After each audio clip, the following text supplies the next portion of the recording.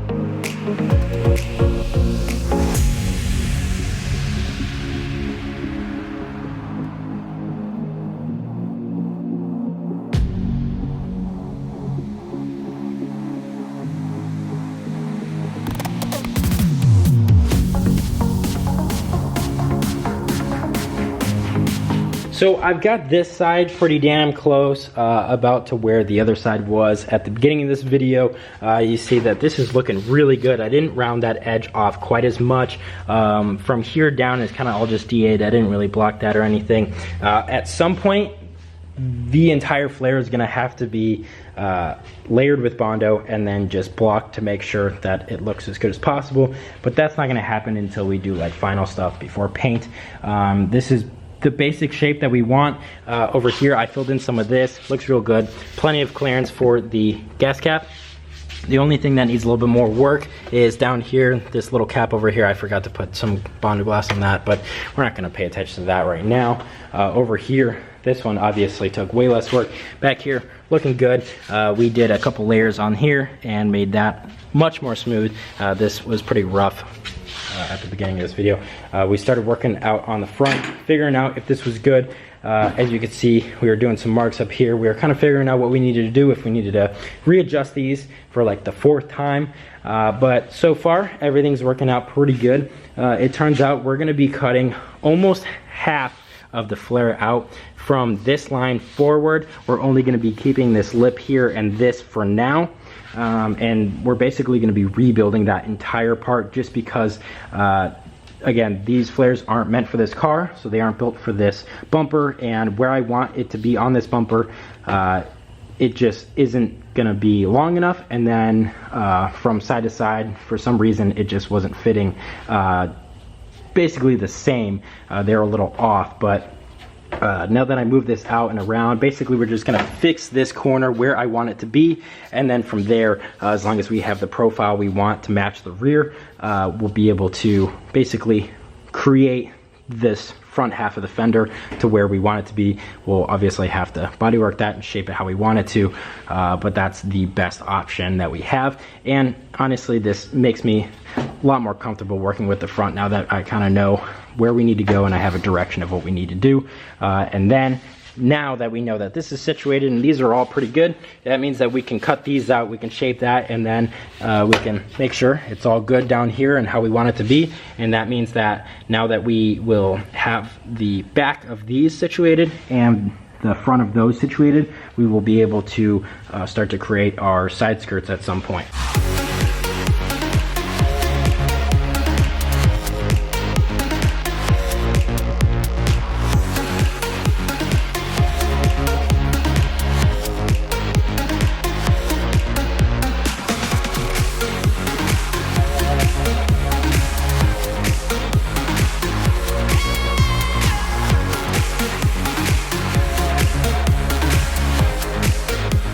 For those of you who did notice that my spacers aren't hub-centric, I did go ahead and order 4 more new ones that are hub-centric. I don't know why when I bought these, I really wasn't thinking. I needed them like right away, and I just bought the first ones that I saw that were like basically the cheapest and that had Amazon Prime, not thinking that I actually am going to need to run these. But anyways, now that we got this thing up in the air and these wheels off, first thing I'm gonna do is just patch these up with fiberglass. Obviously, we're gonna have to put down the aluminum tape first so that way it doesn't stick to the car. So that's gonna take a little bit. And then for this front part, we are gonna need the wheels on there to know where we wanna position this. So I figured we'd get the easy stuff that we know what we're doing out of the way. Then I could put the wheels back on, and since this isn't really gonna affect the tire at all, whereas back here, just there was so much fiberglass all the way around that I didn't wanna get it on the wheel, but we'll just cover this just in case.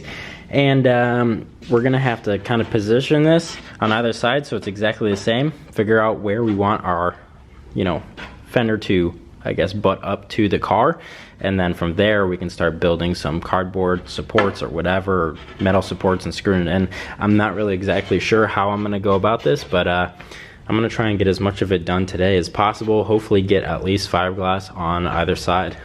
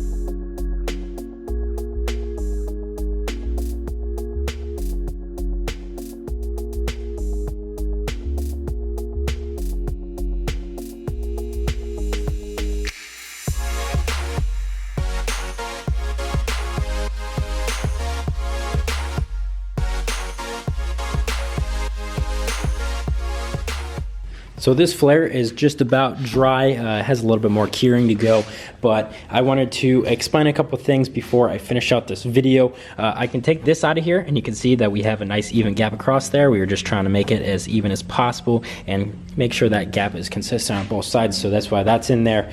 But cutting out this entire front here was probably the best thing that we could do. As you can see, we already have the main shape, and usually I was putting the cardboard on top here and then I was putting the fiberglass from behind. That way we would have a flatter surface on the top here. However, because of the amount of fiberglass that's on here, as you saw, it was sagging. That's just because there's so much resin in this that if it was on the backside, it would have just flopped and who knows what it would have done. I really just wanted to make sure that it stuck like this. The reason that this flare is extended so much is because I wanted it to look like a lot of the ones that I've seen, where it looks like the flare is basically just sitting here, but then they cut out for where the bumper kind of goes through it. And so if you look at it from the top, it looks like just like the ones that I've seen. We're cutting out for where the bumper goes in, but we're not interrupting the kind of shape of the flare itself. I'm sure you'll see what I'm talking about once we cut this out. Also, I did make sure that the bolts behind here are bolted in, so this bumper is where it'll actually be once the car is put together. There's also a bolt that holds in the bottom of this fender. I also put that in just to make sure everything is where it's supposed to be before I did all this. So basically, this is turning out really well.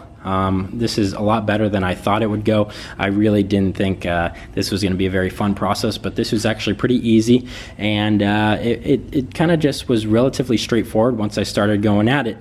Anyways, guys, that's going to be it for today. Hope you enjoyed today's video, and peace out.